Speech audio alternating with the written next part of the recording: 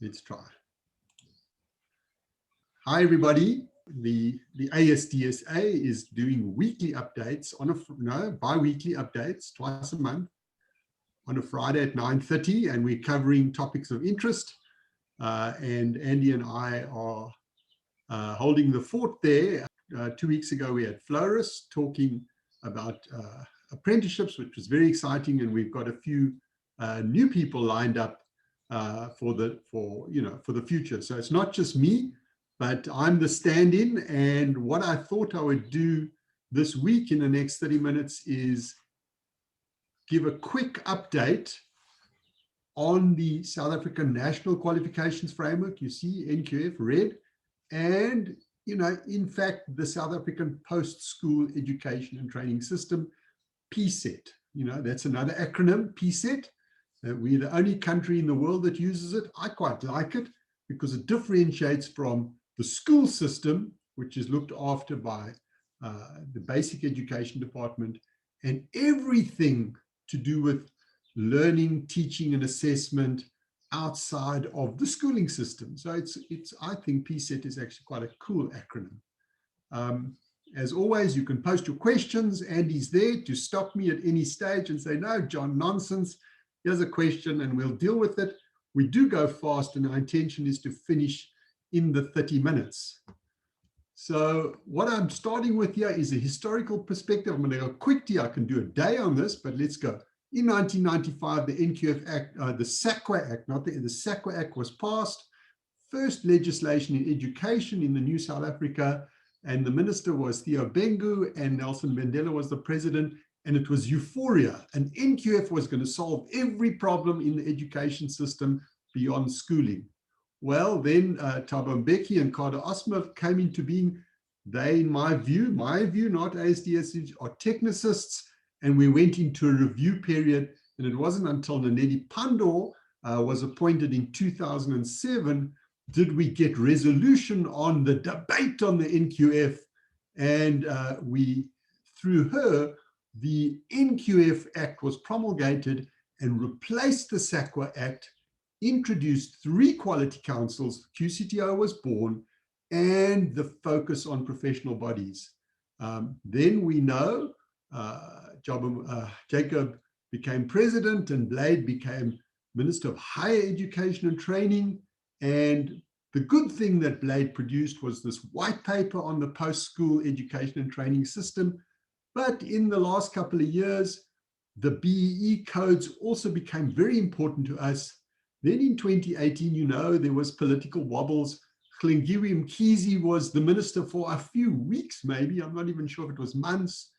Under Cyril Ramaphosa's transition, for a better word, Naledi Pandor got the job for a little bit, and then Blade was permanently reinstated, and things moved. Under Naledi, a new national skills development plan was produced and published, and if you don't know about it, find it. It's important. Then, of course, the highlight or the low light of 2020 is COVID. It stopped everything except that last year, the minister issued a determination on the NQF setting dates for the transition for pre-2009 qualifications to be phased out, as well as new terminology for the qualifications under the QCTO's auspices, and we just touch on that in a few seconds' time. In 2021, what's going to happen? Well, already SAQA has restructured. If you don't know, go to the SAQA website. There's a new board was appointed from the beginning of this year. There's a new CEO appointed. It's still Julie, but she's now official. She's got a new structure with new managers, and there's a new focus on where they want to take the NQF in the next 5 years. That was covered at a parliamentary portfolio committee meeting about 2 to 3 weeks ago. Anybody's interested can talk to Andy and I. We've got a little bit of insight into that as well. Also, on our skills website. Okay, so that's the historical perspective, and it's moving fast. And the point of the slide is things are changing and will continue to change.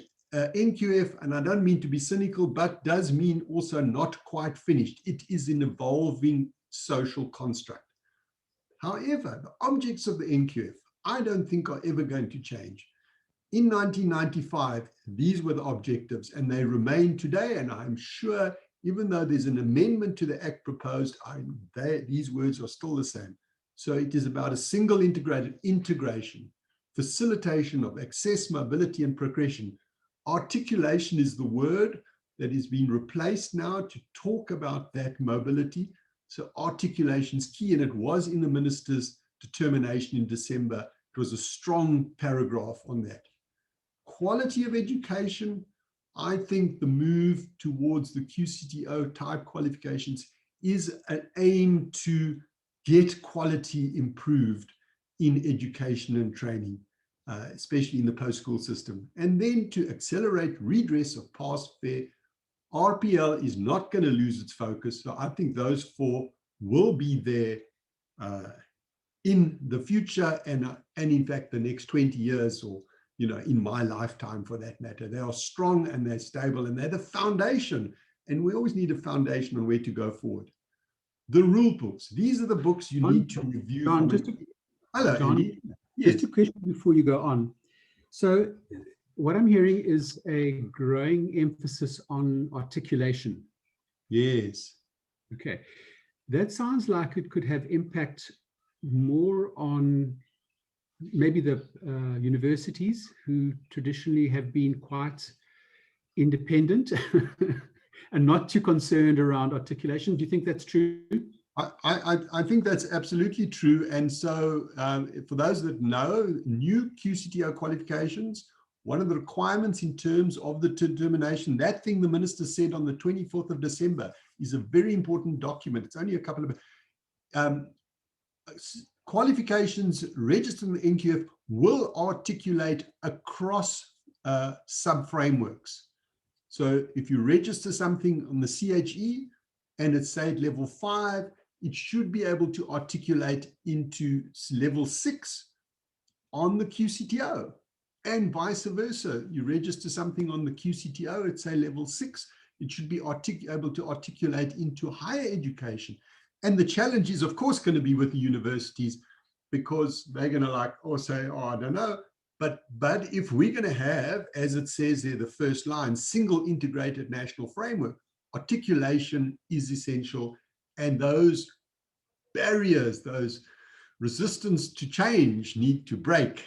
And so I'm quite looking forward to some of the shifts that SAQA is going to drive over the next 5 years, because SAQA is about the next 5 years, their focus is to streamline the NQF, to make it more efficient and effective, and to work towards it. So yes, Andy, you're right. The universities are going to have to take a bit of a broader view. And John, can I pick up on something else you've just raised, yes, which is the streamline thing? I mean, it's all of the SDFs complain about the myriad systems that the CET has put out. The one is more complicated than the other. Do you really think that they are serious about making an impact on that stuff?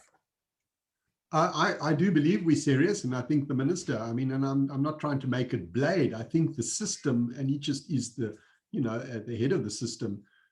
So the determination says pre-2009 qualifications, and that's where the myriad of stuff need to be phased out, and he set deadlines for that. So by 2023, we're going to have almost no old legacy qualifications in place, each under its own CETA regulations and rules. Everything will operate under the QCTO or the CHE, and so there will be a streamlined process. I think that's one of the benefits of moving towards the QCTO model. That could be another conversation about the challenges of the QCTO qualification going forward. But there are, if you listen to Flores 2 weeks ago, he did say that there are some shifts in the thinking at the QCTO as well to simplify the QCTO model and make it less rigid. Andy, I'm going to move on, but we can pick up at the end as well. So I just wanted to recap. know in the Constitution what relates to education and what the promises are. You know, people say the Constitution says, but be careful that you can quote the words. Similarly, our National Development Plan, certainly our president is driving towards this plan. Don't think we're going to hit the targets, but it does give us a focus, and we should know, as people interested in the system, what the plan says for skills development in South Africa. There's the National Skills Development Plan. It replaces NSDS3. I saw recently someone was still referring to NSDS3 as if it was the current document. It's not. And there's the white paper. If you haven't got a copy in your back pocket, you should have one, because anything that is to do with policy change is the basis, the arguments are coming from those 4 documents. And these are the acts and the regulations that you need to be aware of. And there are changes here. There's an amendment to the NQF Act that SAQA is hoping is going to be signed off by the president this year. The Skills Development Act is going to go through some change, certainly always has and always will. Higher Education Acts, GenFect Act, it does affect us because it's the link between the schooling and the post-schooling system. We need to know what's going on there. And then the BEE Act is important to us as skills development, because one of the 5 pillars is all about skills development. Know those things and you'll be brilliant in the job as an SDF or a skills development practitioner. And of course, tax, where it applies to. Quite often our clients say, so what's the tax benefit? And we have to have those answers as well.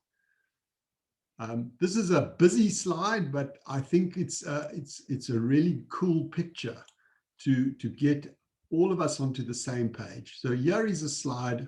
It's a fan of the NQF, and I'll take you through it slowly. So first of all, just want to reiterate, not SAQA, but the Department of Higher Education and Training is the government body whose cost overall responsible for the legislation and national regulation in terms of the NQF. Then SAQA is the appointed custodian in terms of the NQF Act to look after the NQF across all the sub-frameworks. So SAQA has this complex apex role of smoothing problems, and very excited about the new board, the new SAQA management team. I think we're going to see great things in the next 5 years. There are 10 levels in our NQF. Interestingly, there's a whole story about that, which takes 30 minutes to explain. I don't have time. Many of the other NQFs across the world have got 8 levels. We started with 8. We've now got 10. The Umalusi looks after everything from level 1 to level 4. The blue dots there's general elementary and the national certificate, or what we know as the matric. That's Umalusi's focus now. The CHE looks after the black dots from a higher certificate all the way to doctorate. And the QCTO, the red band, looks after the red dots, all the occupational type certificates, trade and occupational. You know, Flora spoke about apprenticeships. Apprenticeships fit in there as well. So there's the model. So let's just unpack it a bit further. Be careful. The name of the qualification may not be sufficient to understand the value of the qualification. And I'll take this example. CHE has 2 bachelor's degrees, one at level 7, one at level 8, one at 360 credits, one at 480 credits, approximately. So when you say I've got a bachelor's degree, you can't say I've got an NQF 8 qualification.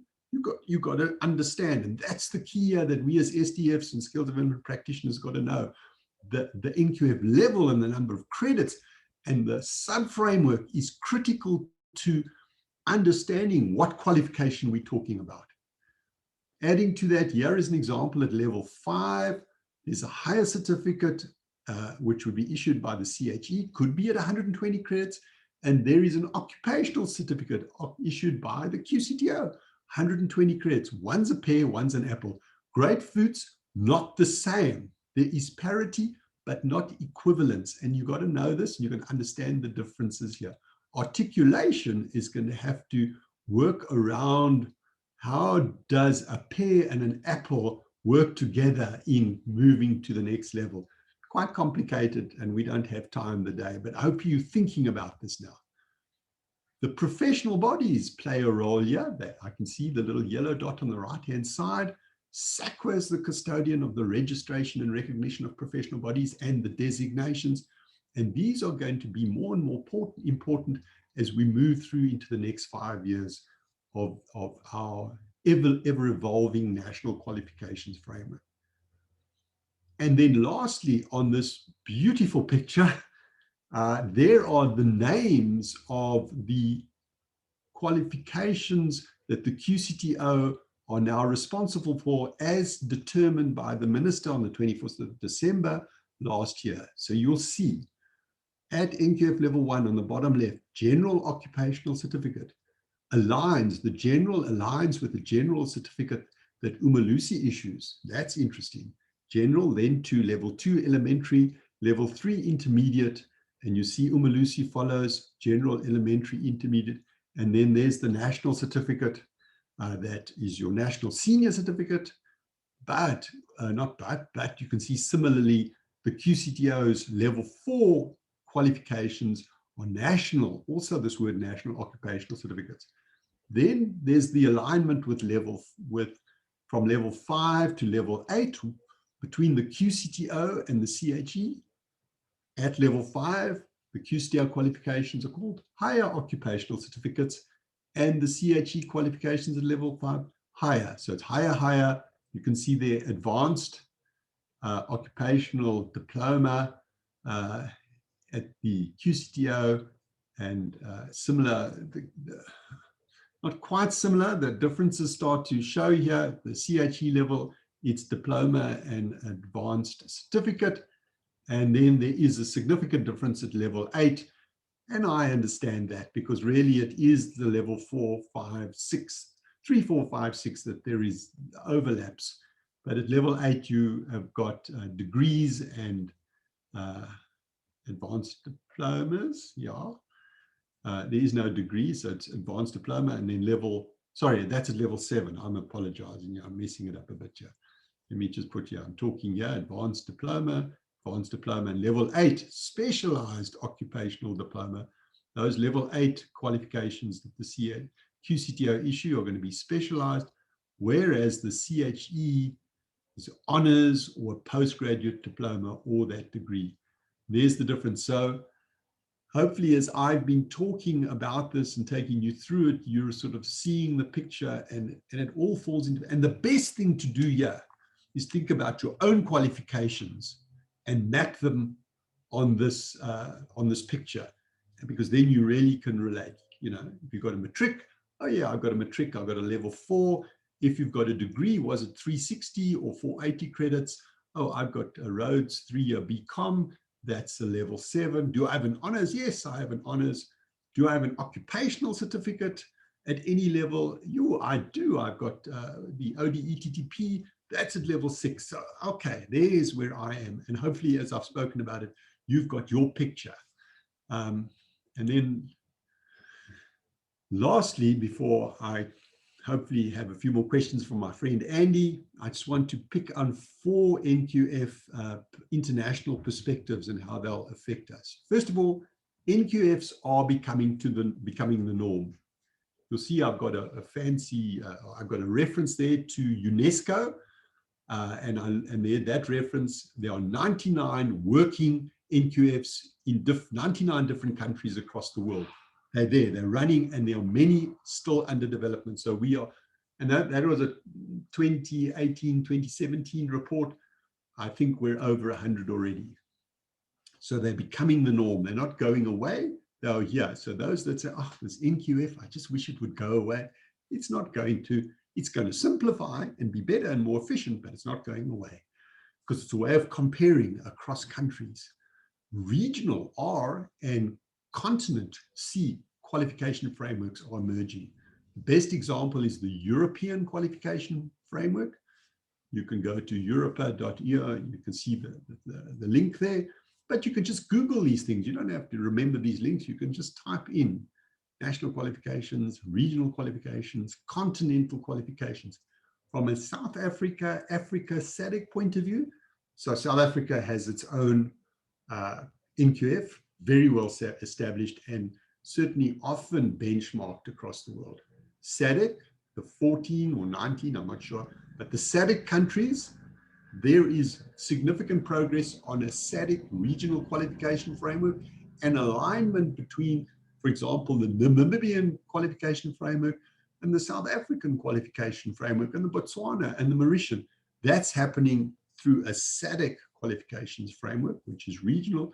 And there is the African, the AQF, the African qualification framework, conceptually under development as well.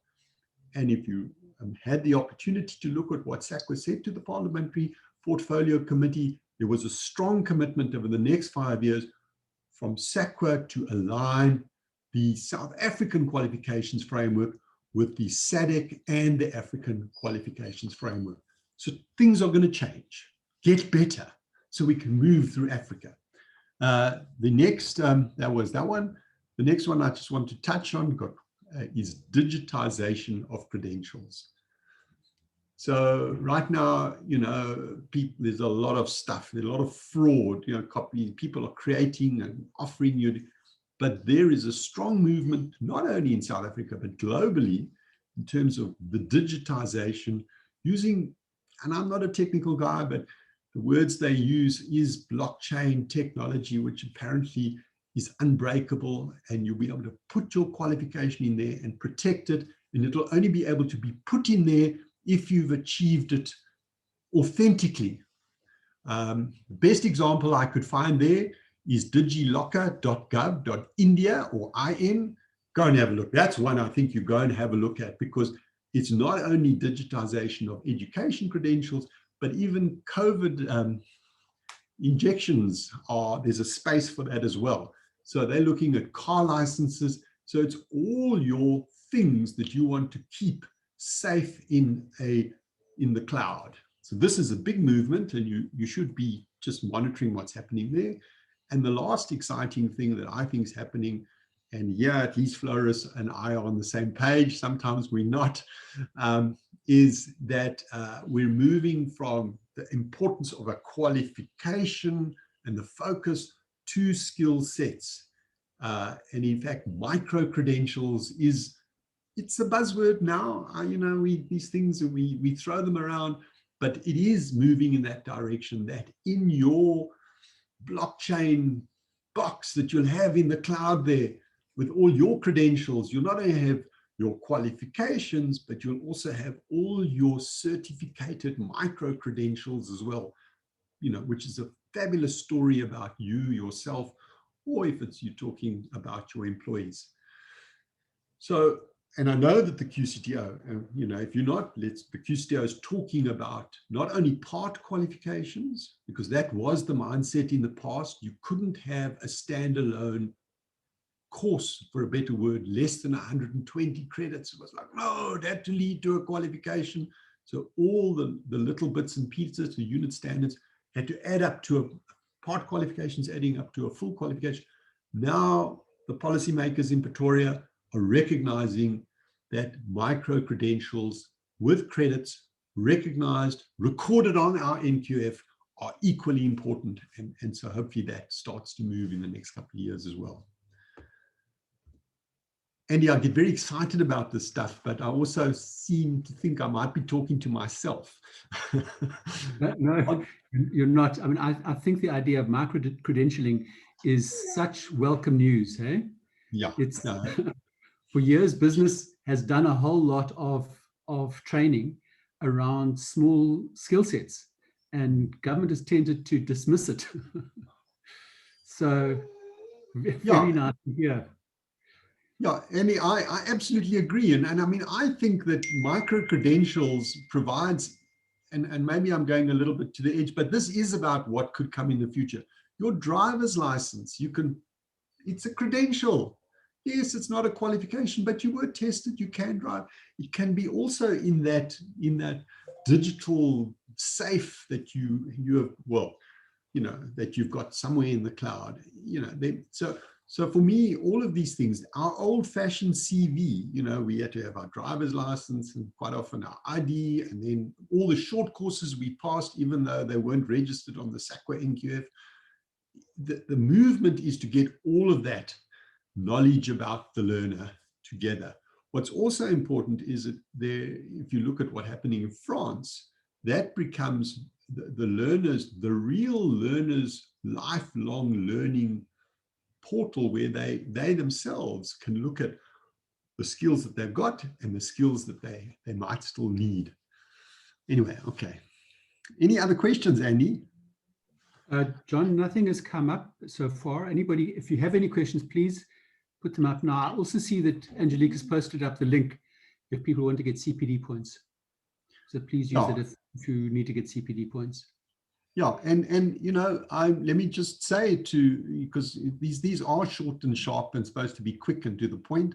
But if anybody has a question, they can post a question to me. I mean, I don't mind taking it. And what I will do is I will not only reply, but I will reply via the ASDSA membership as well, so that we share knowledge or opinions. Sometimes it's not knowledge. I might give you my opinion, which might not be everybody's opinion, but we share and build the conversation across our membership. Yeah, so please feel free to post questions in the week. You don't have to wait for today. Yeah, Andy, that's it from me. Have a great weekend. Thanks, John. As ever, very interesting. Thank you very much. Okay. Thanks, guys. Cheers then. Bye. Bye-bye then. Okay, Angelique. Thanks so much, Angelique. Also in the background there, we never mention you. Angelique makes us all happen, everybody. Okay, bye.